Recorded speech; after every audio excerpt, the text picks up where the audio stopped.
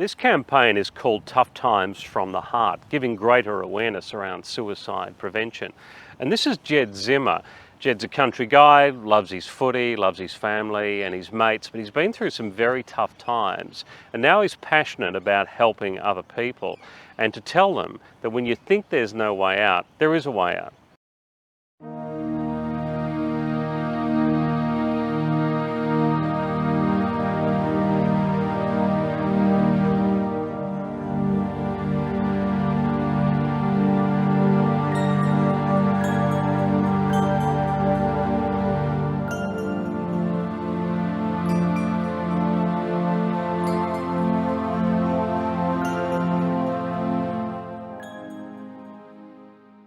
Thanks, Jed. No worries at all. Mate. No, pleasure. It's good to chat to you. I think it's probably it would have to be, anxiety particularly, would have to be one of the hardest things to try to explain to people who don't know. You know, when they talk to you about it, how do you start that conversation with them? You're right, it's one of those ones that is unknown for a lot of people, and I think just like anything, unless, you know, you feel like that's something you do experience, you can't have that, you know, resonation with someone. Yeah. But I guess we're fortunate that we're starting to hear a lot more stories of people coming out and sharing their stories and so forth. And I think that's great for the fact that it's opening up more and more conversations and people understanding that, you know, they are suffering from anxiety or any mental health issues. They're not alone because it is so prevalent. But I think it's broad what anxiety, the definition of it, I think it can be very broad and that's going to be different for everyone. I know for me, it was certainly a lot of social anxiety, but, you know, clients that I work with or conversations that I had, it might be different for others.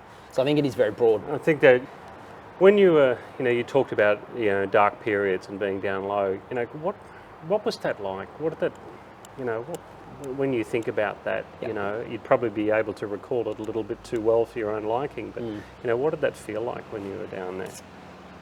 It was a really, really dark time, and as I said at the beginning, it was a time that I felt there was no way out of. I felt as if, you know, this was me for the rest of my life, and to be honest, just extremely, really dark thoughts. And yeah, as I said, I just felt there was no way out.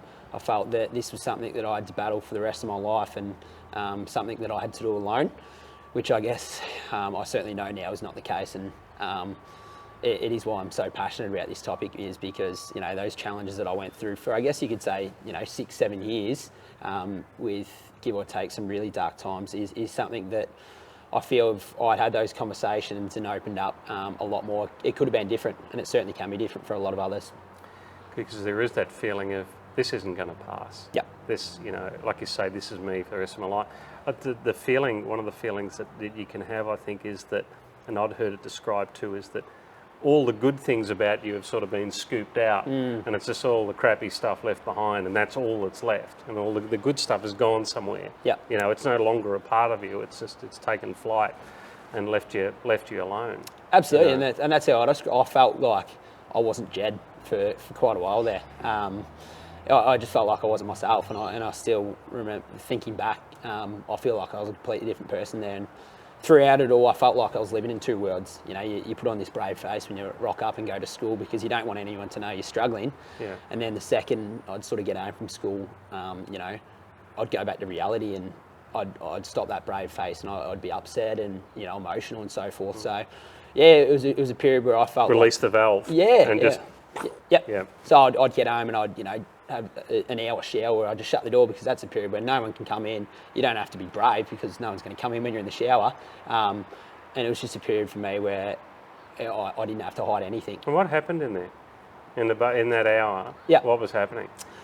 I used to have a lot of conversations with myself. I used to beat myself up a little bit because I used to ask myself, well, why am I feeling like this? There's no need to. Because I guess I didn't have a clear-cut answer as to why I was struggling, and I was unsure. So I used to have those conversations with myself, and, you know, tell myself there's no need to be upset. But and then I'd get even more frustrated because I was having those conversations. So it was a bit of a vicious cycle. Rolling around. Yeah. Come on, fix yourself up. I can't fix myself up. Come on, fix yourself up, and round and around it goes. Yeah. Yeah. Jeez.